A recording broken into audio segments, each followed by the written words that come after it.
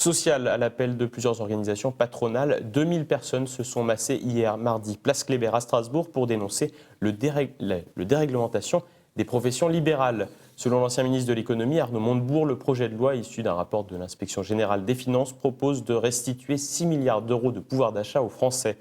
Mais pour Laurent Heim, secrétaire général du syndicat des chirurgiens dentistes du Bas-Rhin, restituer veut dire reprendre ce qui a été pris de manière indue, ce que nous n'avons jamais fait. Nous ne faisons qu'assurer des soins et c'est justement cette réglementation qui apporte la sécurité aux patients. Andrea Didlot, étudiant chirurgien dentiste, explique les dangers du projet de loi.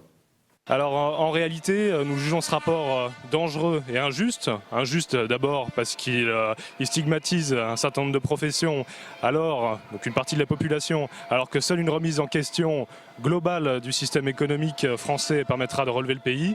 Et dangereux parce qu'il attaque l'indépendance professionnelle d'un certain nombre de professions de santé, entre autres, et va donc endommager la qualité des soins et la sécurité des soins. Alors concrètement, c'est quel type de professions qui sont visées et de quelle façon ? Alors il y a les dentistes, les pharmaciens, les huissiers, les notaires par exemple qui sont visés. J'ai quelques mesures phares en tête, par exemple la suppression du numerus clausus pour les étudiants dentaires. Étant moi-même étudiant en chirurgie dentaire, je sais qu'il est tout à fait impossible pour les facultés de former plus d'étudiants qu'ils n'en forment actuellement. Donc cette mesure est complètement irréaliste. Si elle devait s'appliquer, ça se ferait au détriment de la qualité de la formation. Autre chose, l'ouverture sans restriction au capital des structures de santé est proposée pour les investisseurs qui seraient non professionnels. Ça aurait pour effet de mettre un certain nombre de professions à la merci des investisseurs étrangers et de fonds spéculatifs internationaux qui auront de fait des exigences de rentabilité qui s'opposeront à la qualité des soins parce qu'il est tout à fait impossible de pratiquer une médecine qui aurait pour but principal de faire des bénéfices.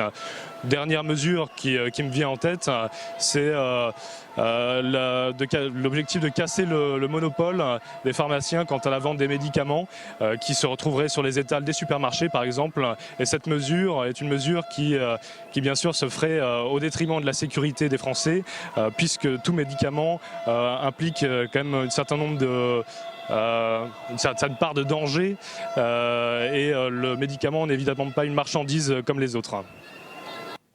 Et la journée sans profession libérale a été très suivie par les pharmaciens. Sur 273 officines strasbourgeoises, seulement 4 sont restées ouvertes. Ces professionnels pointent aussi le risque de désertification et les conséquences sur l'emploi. En effet, l'ouverture du capital à des investisseurs extérieurs poussera ces derniers à miser sur des officines rentables et donc loin du milieu rural.